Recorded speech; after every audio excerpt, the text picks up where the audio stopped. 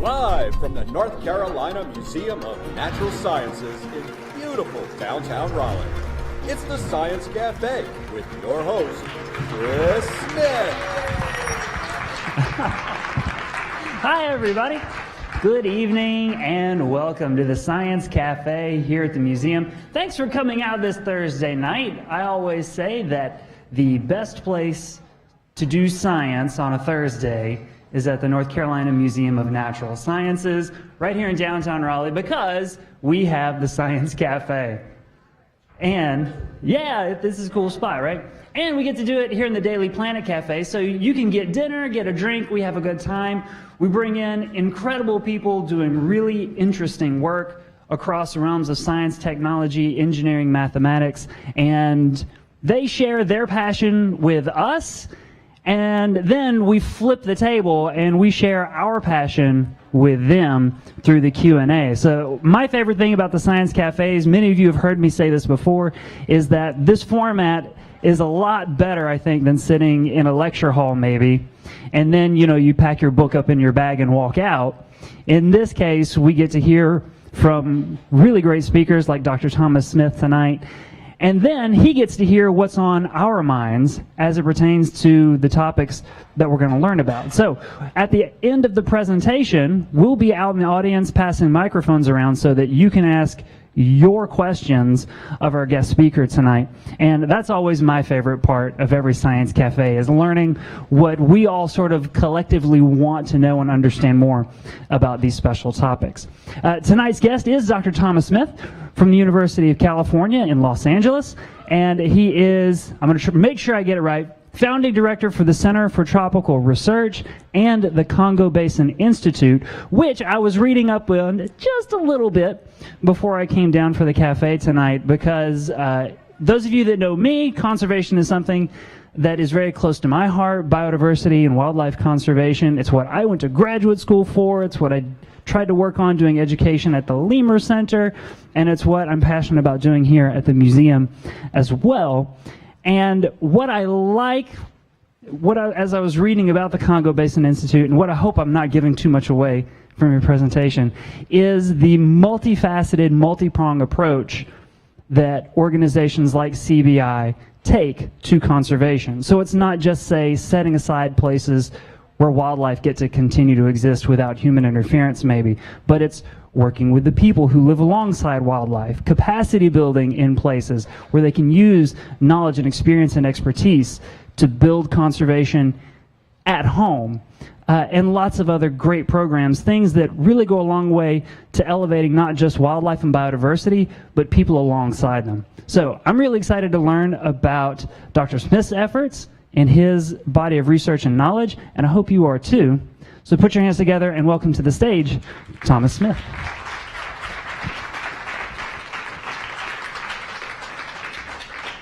Thanks, Chris. Well, good evening, everyone. It's a pleasure to be here.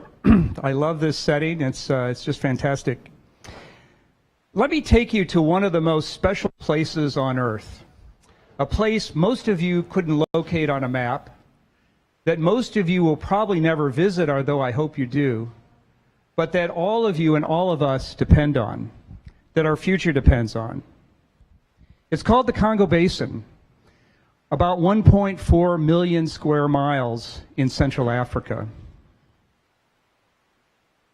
There is no place like it on Earth for biodiversity. I first traveled here in 1983. I came to the rainforests of southern Cameroon to study speciation of birds. I'm holding here a blue-breasted kingfisher that I'm about to put a band on. And it was just an incredible experience. Arriving in Africa my first time, it was like walking into a wonderland. This was a photograph I actually took in December. I spent the night on a platform above a bay in Central African Republic, surrounded by 200 forest elephants. And this was the shot I took in the morning of that scene. Being here goes right to your soul. In Cameroon alone, and there's probably something on the order of 900 species of birds, 300 species of mammals, that include 29 primate species, such as this cross-river gorilla. There are only 300 left in the wild of this species. It's and lives in the mountains between Nigeria and Cameroon. And many, many birds, such as this spectacular wood owl. It's a never-ending voyage of discovery. I've walked the same trail here 1,000 times, and every day you see something remarkable you haven't seen before, like this cricket with spines, or animals behaving in a way you've never seen them before. Everything is new. When you're in the Congo Basin Rainforest, you feel like you're shrouded in a cloud of a cloak of timelessness. You feel like things never change. But in fact, a lot has changed in the 35 years that I started my research there. In 1983, there was one international airport in the port city of Douala, and there were very few paved roads. And it sometimes would take me 2 days driving from Douala to Yaoundé on this road. This was taken in 1983, actually. I remember this day quite well because I think we got stuck about at least 10 times. Early in my career, I lived for 3 years in a tented camp near the small village of Ndibi studying speciation in birds. Spectacular place next to swamp forest, which was phenomenal for birds, but probably one of the worst places on the planet for mosquitoes. I also did research here in the Dja Biosphere Reserve in southern Cameroon, where my students and I looked at the role of birds and primates in dispersing seeds of rainforest trees. This is a spectacular rainforest. Our camp consisted of tents on wood platforms, and we shared this campsite with monkeys who would swim in the river in front of the camp, and they did that because they knew it was safe from leopard. The Baka are an indigenous people who reside in the Dja that have incredible knowledge about the forest plants and animals. They know every forest, tree. This guy, Jean-Jacques, actually knows 350 species of tree. He knows the Baka name, and he's learned the Latin name. Moreover, he can identify the seeds of those trees and the saplings of those trees. It's incredible. Sadly, the Baka are often marginalized and discriminated against and even excluded from national parks these days. I've been leveraging the profound knowledge of the Baka in my own research for some 30 years. Many have become dear friends. This is Augustin I'm sitting next to. He's the chief of the Baka Village. They are the true professors of the forest. Here are the 3 most important lessons that they and Africans have taught me for 35 years are the following. First, Africans have incredible pride in their continent. Number 2, they're as equipped as anyone to solve its challenges. And number 3, they need to be at the center of those solutions. But those 3 lessons have been ignored by the approaches the world has taken over the last 35 years. It's why those challenges are littered with failure. It's why we need a different approach to Africa now, because there's a new scramble for the rest of the world to exploit Africa's resources, a scramble that rivals what happened in the early days of colonization, a scramble that imperils the future of Africa's natural resources, and with it, the future of the planet. This is me in 1985 at one of our main field sites for research near the coastal city of Kribi. This was an amazing place. It's 150 miles of white sand beach with the rainforest coming right down to the beach, and you can walk for days without seeing a person. 5 years ago, I visited this same site and was horrified at what we found there. This place, where I've been studying rainforest birds for 30 years, has been completely destroyed by a Chinese company building the first deep-water port in West Africa. The port is the terminus of a transcontinental rail and highway network that is now under construction. And this port, you'll just see ship after ship loaded with cobalt, iron ore, rainforest logs, bound for, who knows where, China, Asia, etc.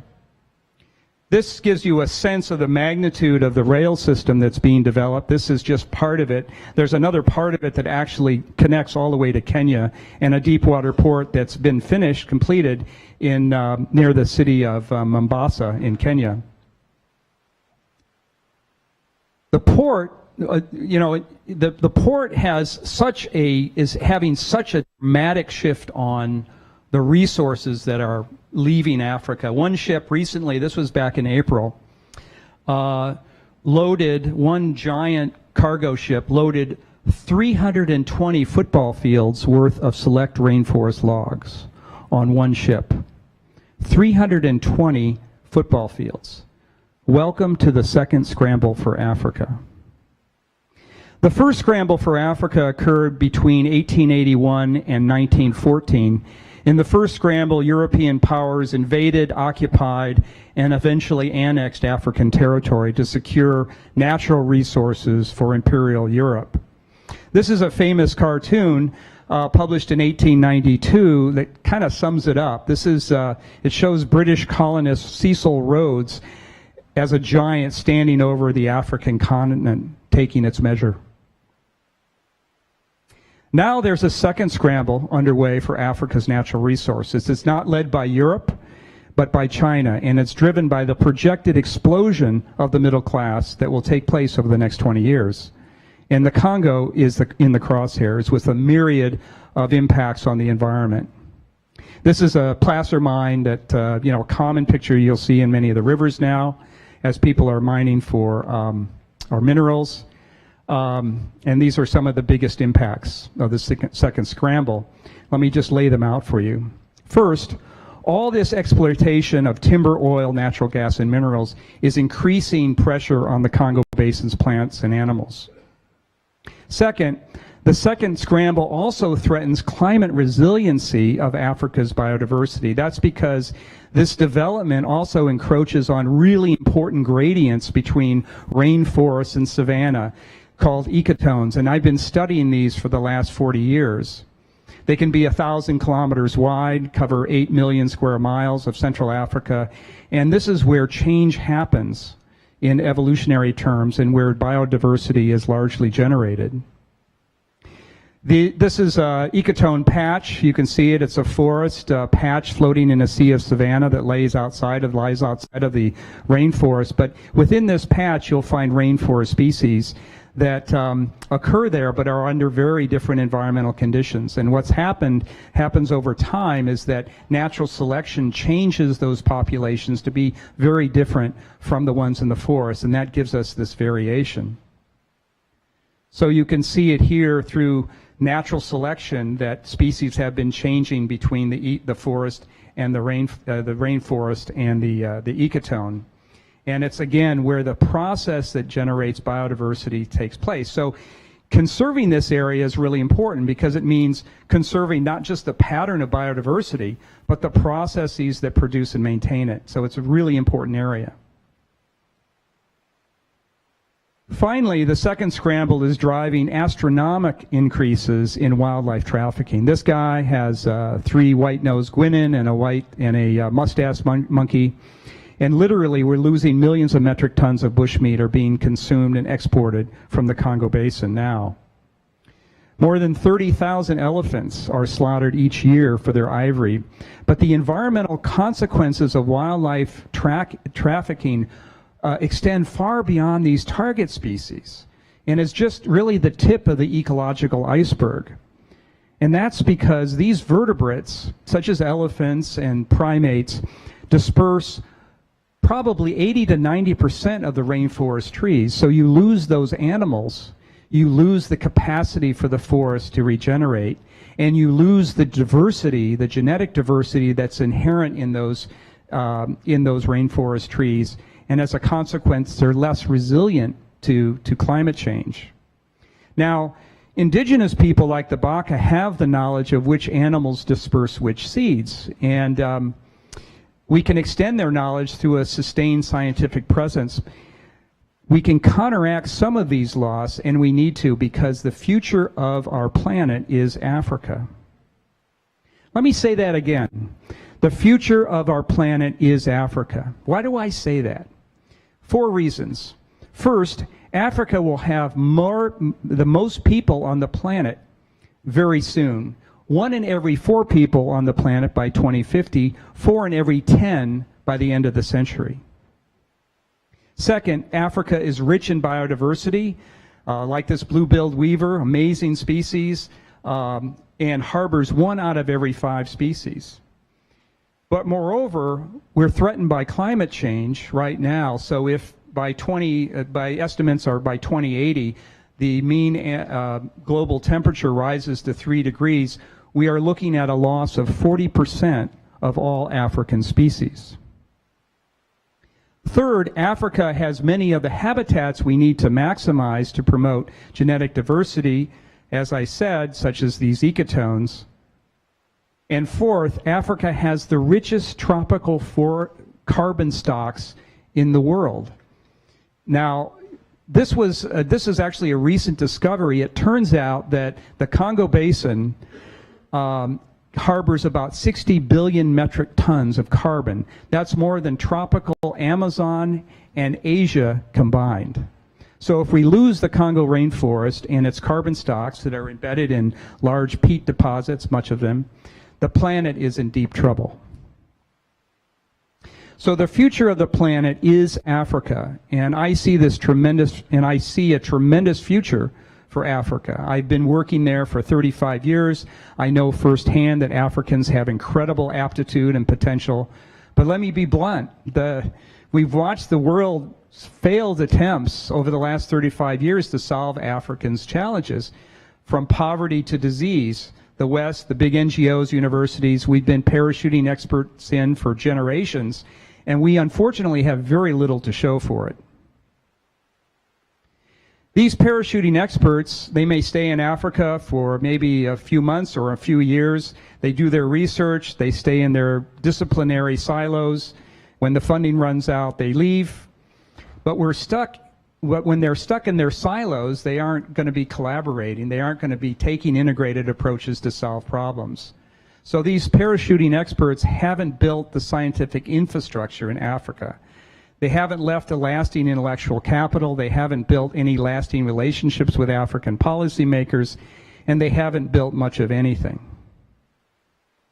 So why should we be surprised when that Africa is experiencing an unprecedented brain drain? About 20% of the folks that go overseas for higher degrees in Cameroon, about 20% come back for higher degrees. They come back after earning higher degrees. No wonder that Africa has about 700 universities to serve a continent's 1.2 billion people. No wonder that Africa has the lowest investment rate in R&D of the entire world, not to mention the lowest number of researchers per capita. It's no wonder that all the authors of the papers published in the 80 most prestigious journals in the world, only 0.2% of those authors are from Central Africa. 0.2%. And today, 44% of the African population is under the age of 15. They're going to be hitting university age very soon. And by 2035, there'll be more Africans joining the workforce than the rest of the world combined by 2035. And that trend will continue until the end of the century.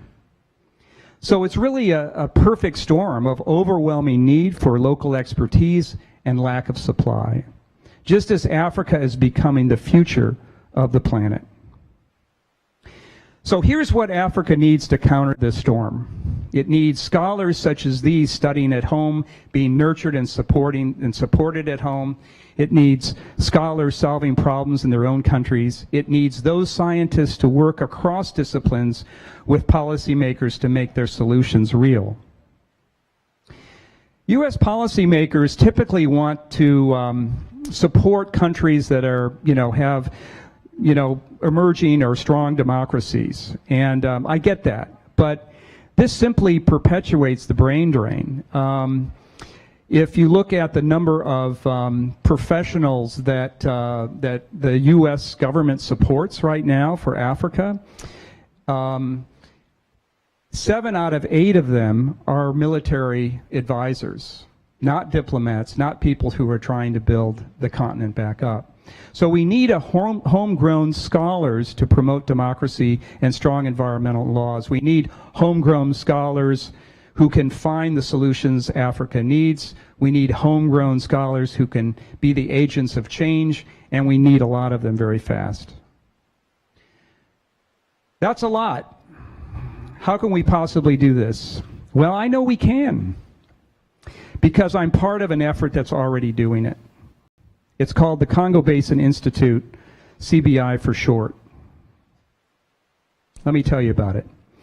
CBI is a new research network that's driving progress throughout Central Africa towards the many challenges we've talked about. It's toward environmental sustainability, improved food and water security, improved human health, conservation outcomes, and climate change. CBI is ground up, homegrown, and interdisciplinary. Its main base that we opened about 3.5 years ago is in Cameroon, where we have projects in Equatorial Guinea, in Gabon, with new ones we're developing in DRC, the Democratic Republic of Congo, Benin, and Rwanda. The CBI network includes 14 universities and NGOs in Africa, US, and Asia. My university, UCLA, is one of them, and we have a dozen more partners that are in the pipeline that want to join. And partners, by the way, there's no annual fee. Partners come in. We just want to have institutions where folks want to roll up their sleeves and work with us and collaborate with us and be part of this mission. Everyone has their name on the masthead. It's very open. We are currently working on all of these issues at CBI, and one thing I want to emphasize is that we're building this in Africa for Africans. Okay, we're not building an institute, another institute in New York or Paris. This is going to be in Africa, and we can expand it through our network with our partner, the International Institute of Tropical Agriculture. The International Institute for Tropical Agriculture was formed 50 years ago. It was started by the Ford and Rockefeller Foundation. It's the major NGO focused on food security, and they have a network already that we can scale up to. So we're already doing that. We're already using their network to do this. CBI will, right now I think there's 17 stations across Africa that we're scaling to. When you come to CBI as a researcher, you can connect with other researchers, local and international. You develop collaborative projects that drive forward our scientific understanding, and you don't work alone. And this is just one example of some of the work that we've been able to create, these integrative workshops among countries. The guy with the blue shirt is Professor Max Farrow from a university in Equatorial Guinea. The guy in the white shirt is Gerard Tassi. And both of these guys would never have been able to get together had it not been for this integrative approach that CBI is taking. So we're breaking down those barriers between countries, bringing people together. We also engage in indigenous people to incorporate local knowledge. We've developed the CBI School for Indigenous and Local Knowledge. The school preserves and passes on knowledge of the Baka and other groups about the Congo Basin Forest to scientists and youth alike. And if you're an African scientist, we give you the resources you need to keep learning and working in place. The guy in the middle here with the white shirt is Eric Fokum. He's a professor at the University of Buea in Cameroon. I met him probably half a dozen years ago, and at his lab, he was in a kind of a dilapidated lab. He had one graduate student, and he was trying to make a go of it. But he was trained at the University of Texas, okay? He had a PhD. He could have gone back to the US and gotten a great job, could have gone to Europe, whatever he wanted to do. But he decided to come back and make a difference. And Eric is making a difference. He now has 6 collaborative grants from international colleagues that CBI has brought in, so he has collaborative money now, and supports 14 graduate students, 9 of whom are women. It's fantastic. Working on some of the most important issues in Africa, from the climate change to extinction of amphibians to the reemergence of Zika virus and a host of other things. So Eric is staying in Africa, and CBI has helped more than 100 scientists, just like Eric, to do the same Our approach is partnership through our network. That's our solutions. Here's a great example of one of our partnerships, the Ebony Project. This is funded by Bob Taylor, the CEO of Taylor Guitar, one of the biggest guitar companies in the world. Taylor Guitar makes guitars for musical stars like Jason Mraz and Taylor Swift. They use ebony for the bridges of those guitars because the ebony is a very important tonal wood, and they source that wood in Cameroon. Ebony is also extremely slow growing. It takes maybe even up to 200 years to reach maturity, and the tree right now is plentiful, and at least for now in the Congo Basin, Bob wants to keep it that way. But nobody in the West knew much about the cultivation of ebony.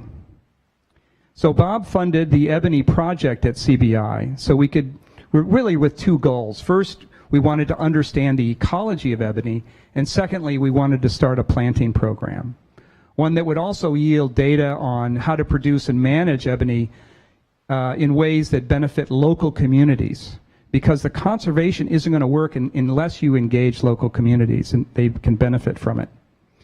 We found that the key really to developing this project was also to intercrop other plants in addition to ebony in our forest plots, and so we use rainforest fruits and native trees that produce fruit all year round, and as a consequence, people can eat and use that fruit. Some of it's very valuable. It's more valuable than most of the cash crops, and then they also have ebony that they can harvest on the long term. And in addition, what we can do is bring in other hardwoods and other rainforests and use this as a way to actually promote rainforest restoration, as well as support these communities. So our initial goal of the Ebony Project is to plant 20,000 trees. Eventually we want to move that up to about 60,000 throughout Cameroon and expand into adjacent countries. The Ebony Project has taught us other things as well. We're now cultivating ebony using the best science to develop ebony in tissue culture. Also, we're learning what animals disperse their seeds and what animals and insects disperse their, to pollinate them. So we're learning all about the ecology of this very important tree. I love this quote from Bob when he started the project. When we started the project, he said, "Everybody knows how to kill an ebony tree. No one knows how to grow it. But now, thanks to CBI, we do, and the guitars will still have ebony long after we're gone. And we'll provide that ebony in a way that benefits local people." So all of this is a scalable approach for reforestation, a real win-win, we think, for people and biodiversity. And that's the only way to win in Africa. So let's be clear, the challenges facing Africa are enormous, possibly bigger than anywhere else in the world. The second scramble is on, but relying on the same old approaches isn't going to work, and neither is turning our back on Africa. Because it's not only Africa's future, it's everyone's future. And the only way forward is to put Africa at the center of Africa's solutions. That's the formula for CBI. That's the formula we need. The second scramble is on. Let's make it about sustainability for Africa's people, science, biodiversity, and the planet. Thanks. Thank you. Fantastic.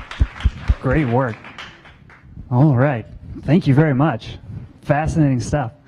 So let's find out what's on your mind. I'll have a microphone.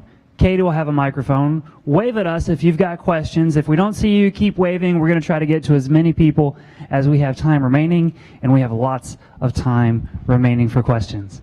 We'll get started. Thank you. That was really interesting. So obviously, Western developed countries all over the world have an enormous stake in and responsibility for what has happened in the past in Africa. But your optimism seems to depend on people buying into the solutions that you propose. Do you have reason to believe that in China, where there's such pressure to take advantage of the resources and the opportunities in Africa, that there's the buy-in necessary to allow some of this to happen on the scale that's necessary? That's a great question. The China part of the equation is very complicated.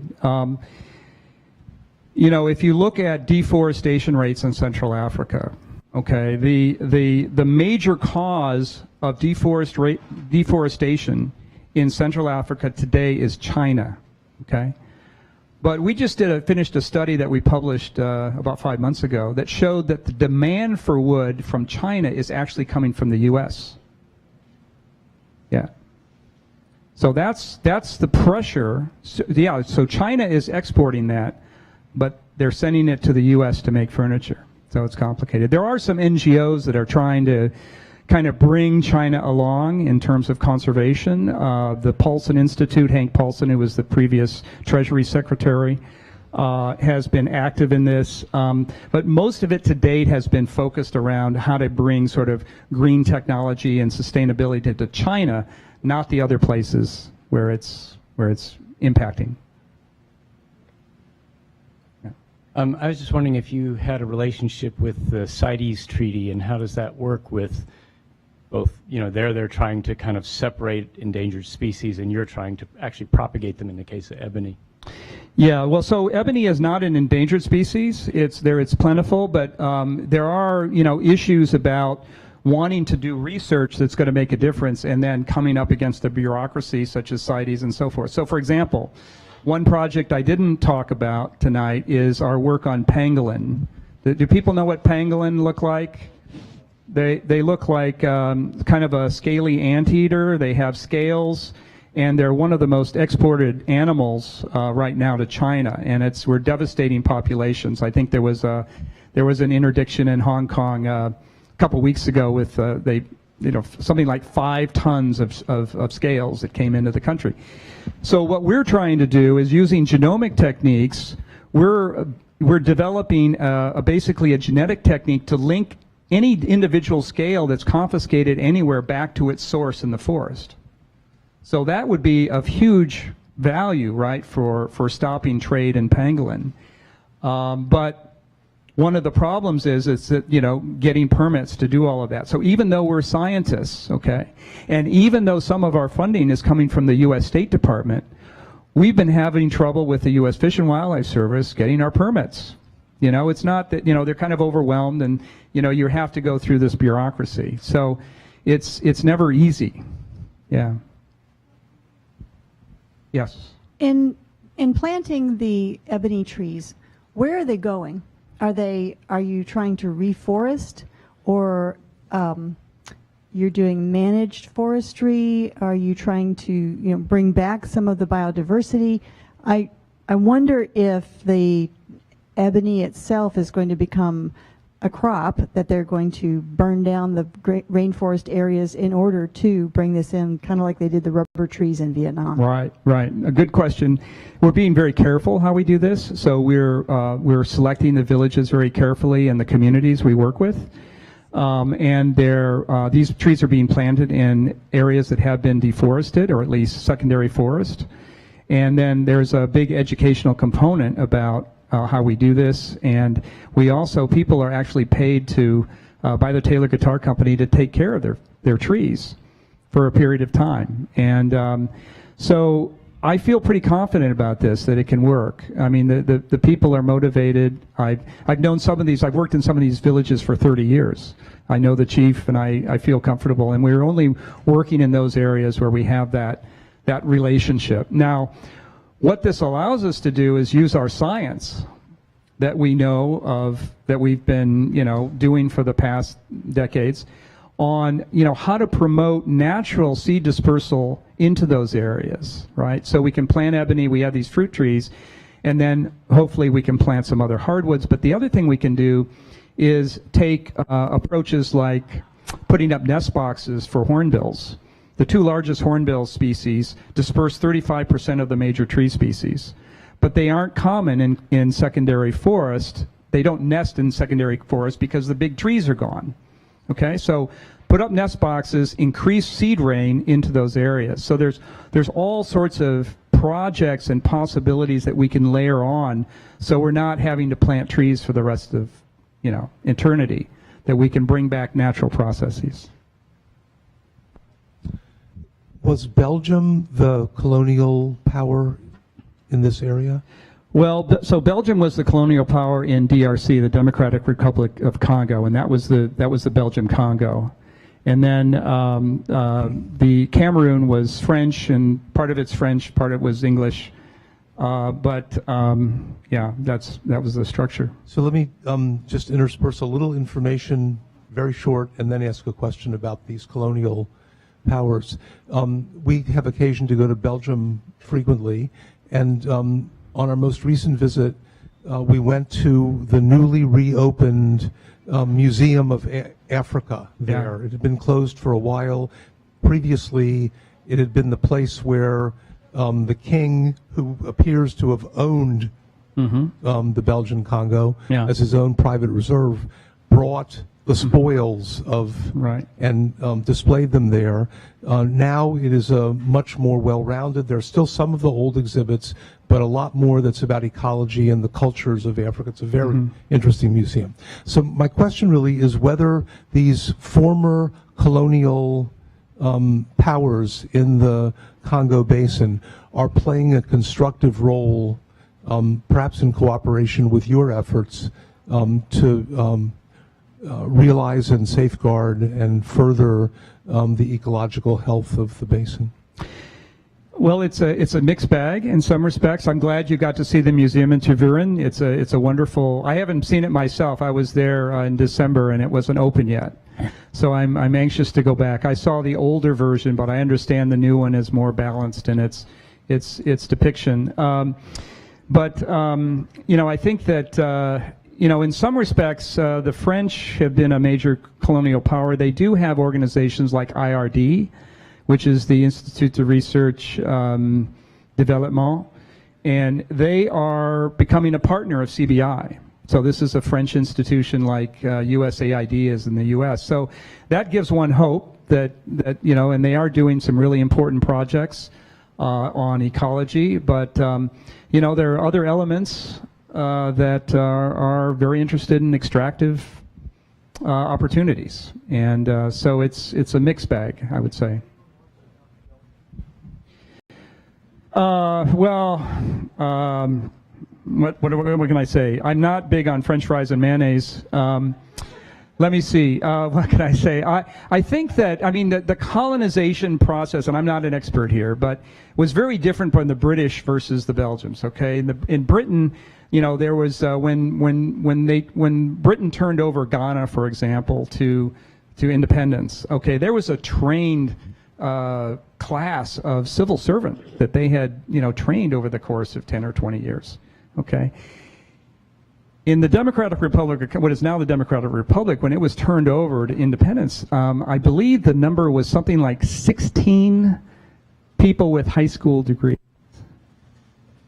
So think about that for a minute, running the country that's the size of, stretches from Canada to Mexico, with 16 people with training. So there are those issues during the colonial era that certainly set the course for many of the problems we see today in places like DRC. And you think about Ghana, it's one of the most prosperous, right? So, yeah. How big of a problem is war, civil war, terrorism to people doing ecological research in the Congo Basin? It's a problem in some places. So, so for example, in Cameroon, some of the border areas in the north where Boko Haram operates, you need to steer clear of. I would say the areas around the Virungas in eastern DRC, where we're trying to start some agroforest projects, is questionable whether we'll be able to work in there. So you have to pay attention where you are. But it's not, things don't spring out of nowhere. Let me put it that way. You have a good idea of where to stay out of and where it's okay. Yeah. Good question.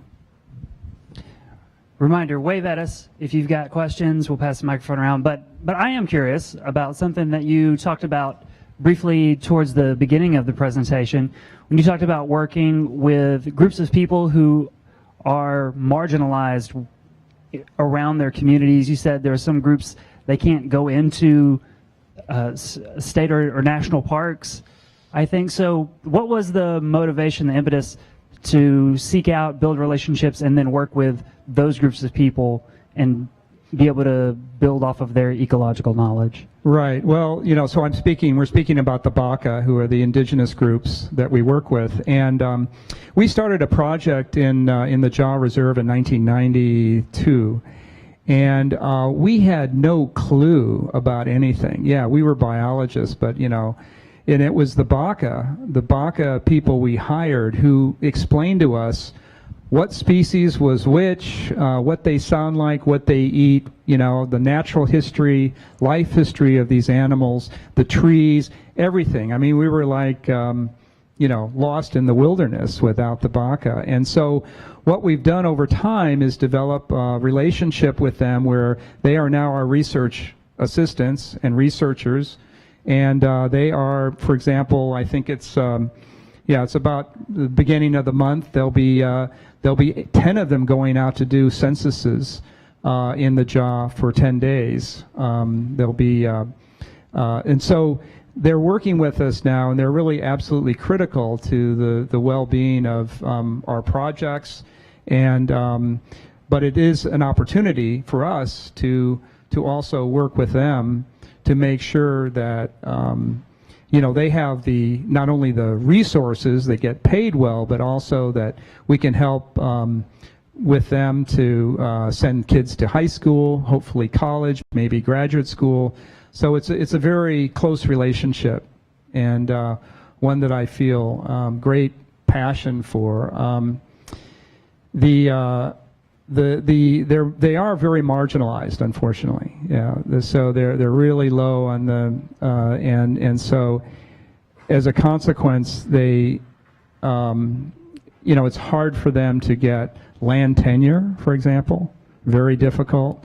So we're thinking about innovative ways to get around some of those issues. I mean, obviously, ultimately, you're going to need political change and new legislation. But one thing we're thinking about is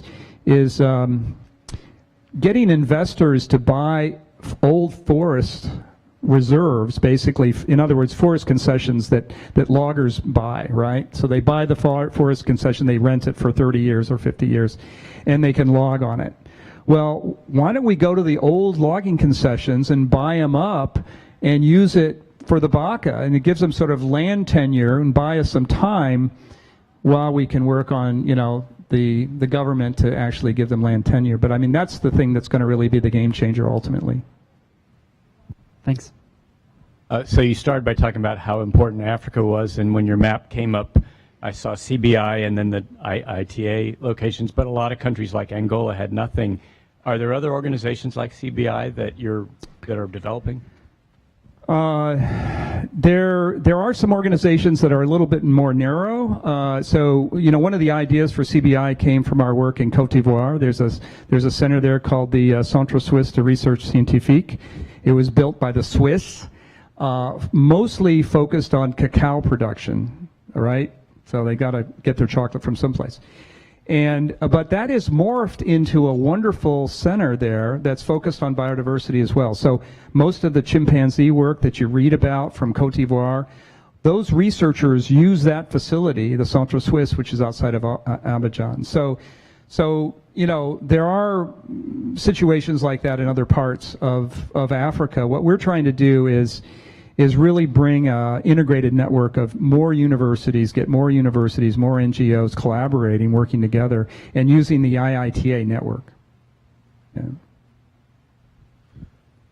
Hi, Tom. Thank you so much for your decades of work in Congo. It's really inspirational. And I wanted to ask you, you had a map from your deepwater port into the Congo Basin.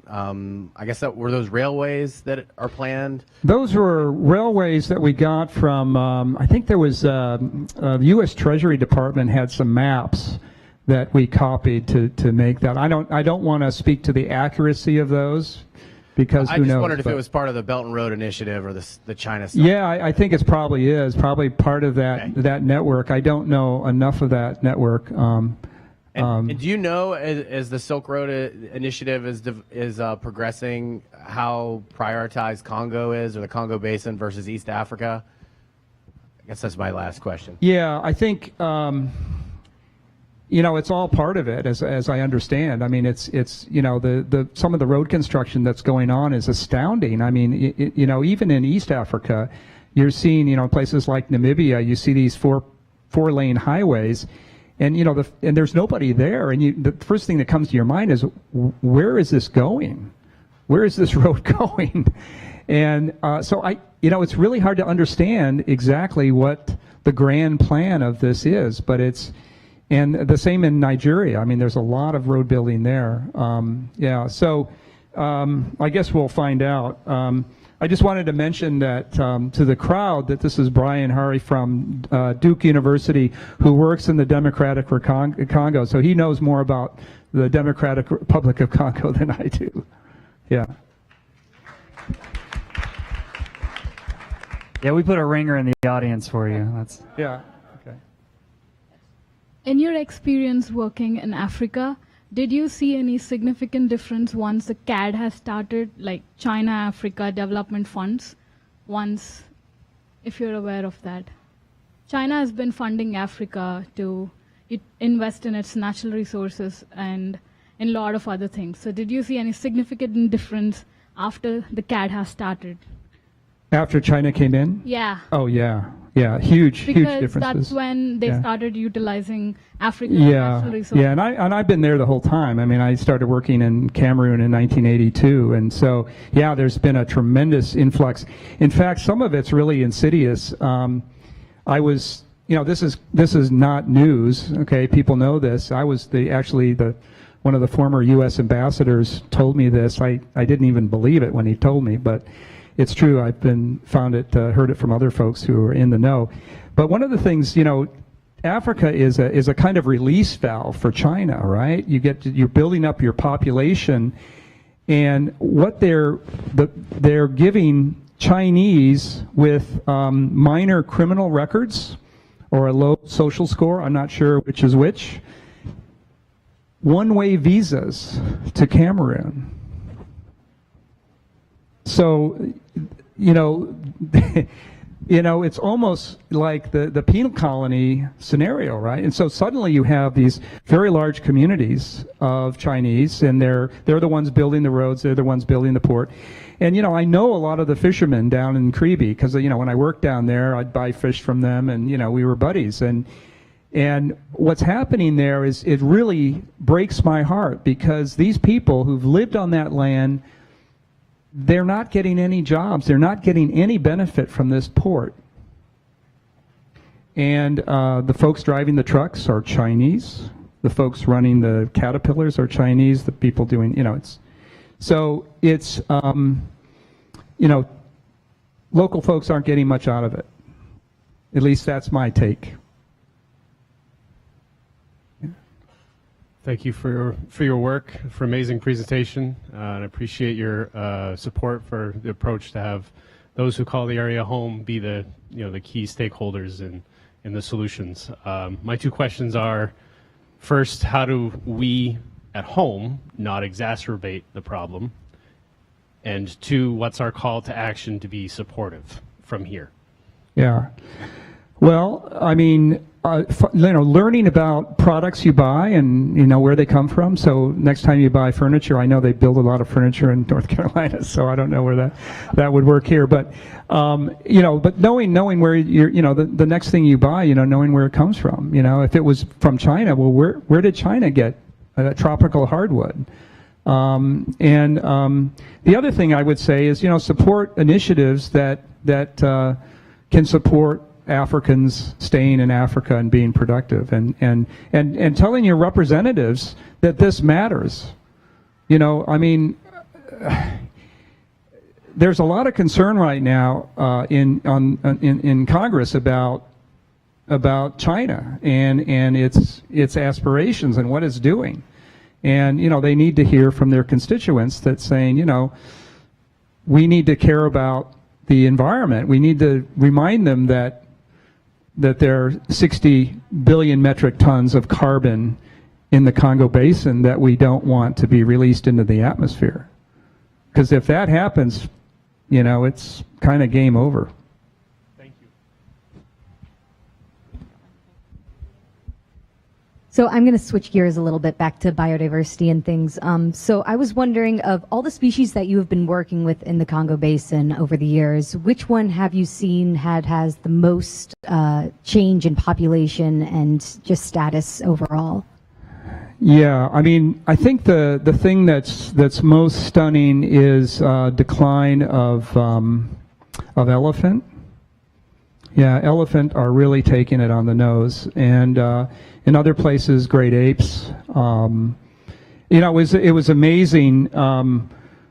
We in the Jaw Reserve, where we worked for so long, the last census suggested in a reserve that's 500,000 hectares. You know, huge, big area, probably has only 150 elephants left, okay? Now, ecologically, it should have a few thousand, minimally. And you can see the difference when you go to other places like where I was in Central African Republic in December, you know, an area where you know, the hunting is much less. There are 3,000, 4,000 elephants in Sangha National Park. So, you know, those are changes that we're seeing in our lifetime.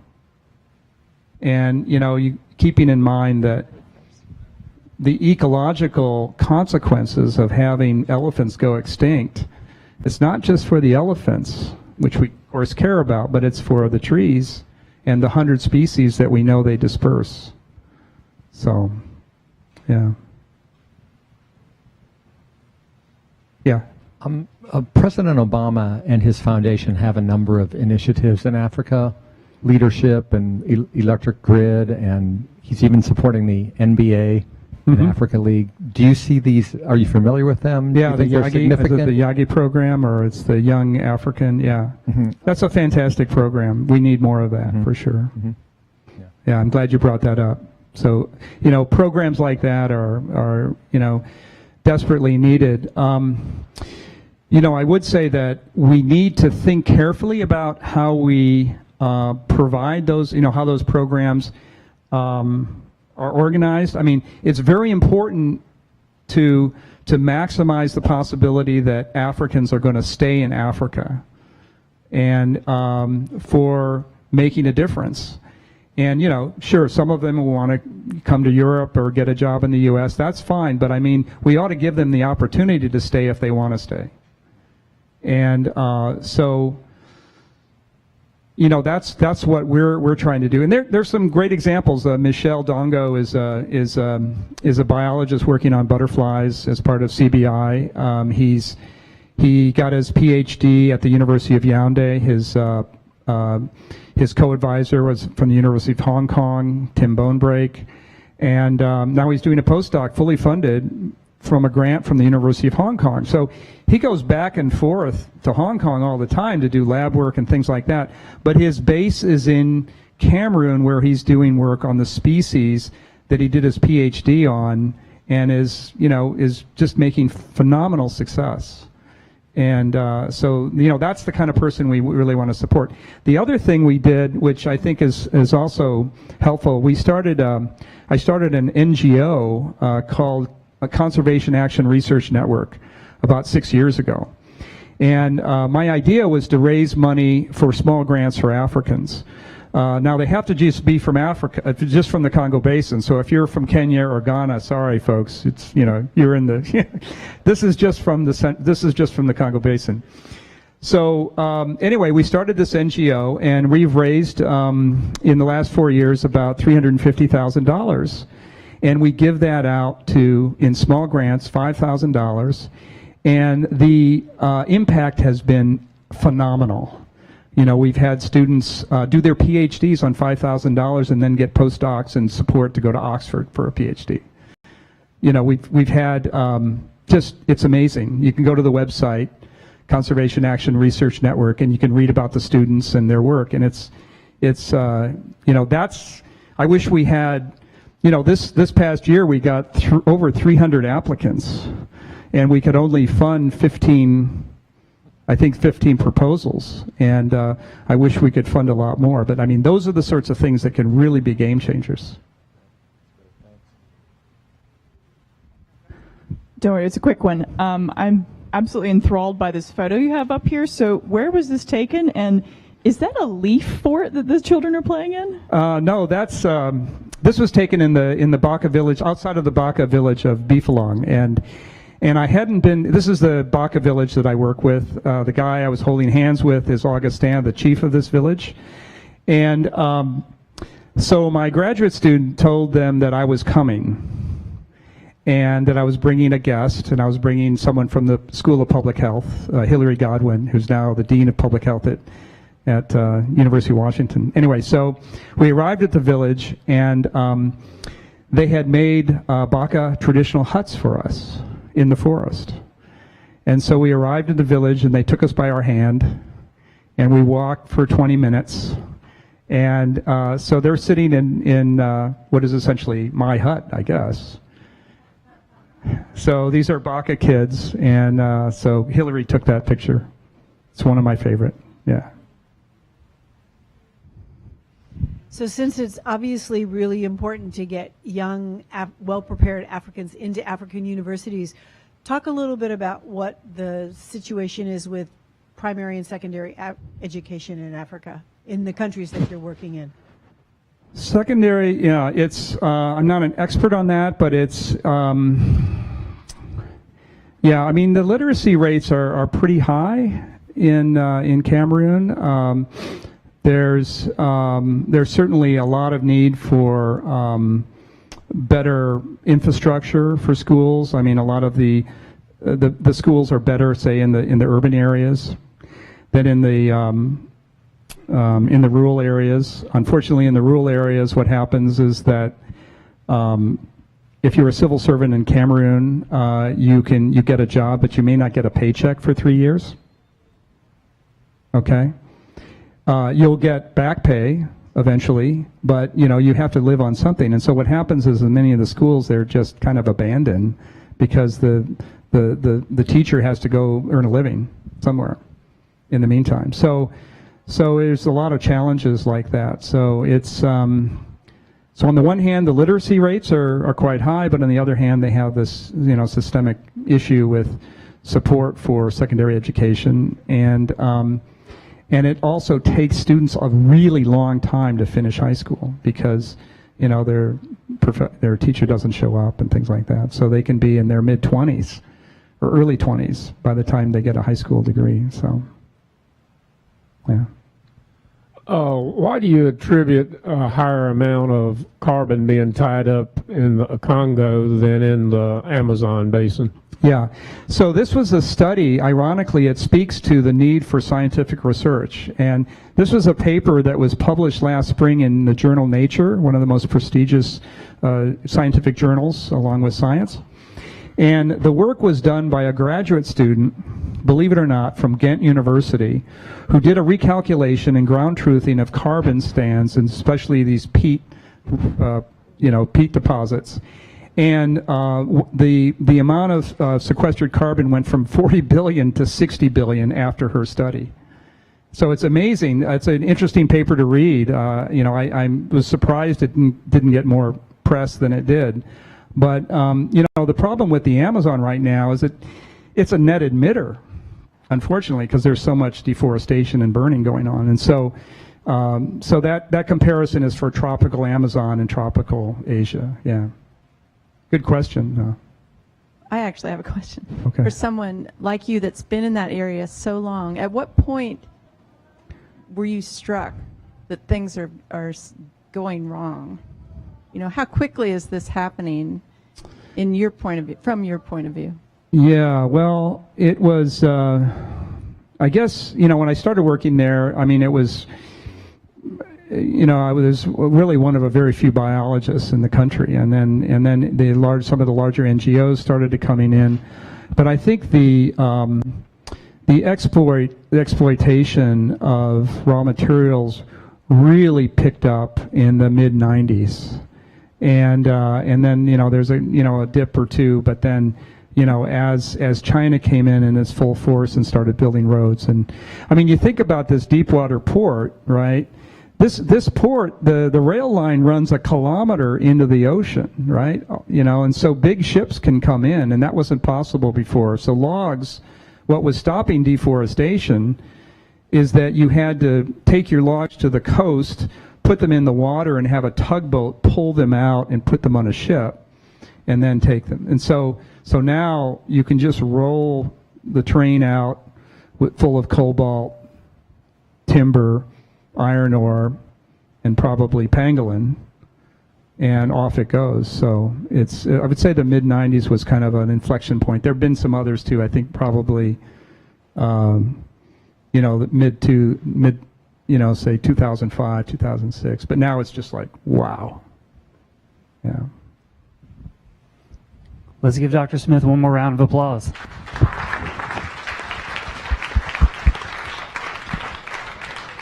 Thank you very much. I always like topics like this because I'm always struck by one thing. One, we asked a lot of questions about the people, the culture, the situation in Cameroon and the Congo River Basin, right? So I think it shows that we understand that humans and the impacts that we have on the planet can cause a lot of harm. At the same time, we feel like we can do something about it. So it's like we've been part of the problem, but we can make sure that we are part of the solution as well moving forward. So thank you for the work that you're doing. Thanks for coming to the Science Cafe and sharing it with us. We certainly appreciate it. And hey, thanks to all of you for coming out to the Science Cafe as well. Hope you enjoyed tonight's program. To give you a heads up, next Thursday night, that's the first Thursday night of the month, which means science trivia. I'll be hosting, I'll be your quiz master, so bring your team. We're going to have a fun night of science questions. There will be prizes. You can win bragging rights even. So make sure that you're back here next Thursday at 7 for science trivia. Hope we see you again real soon. Good night, everybody.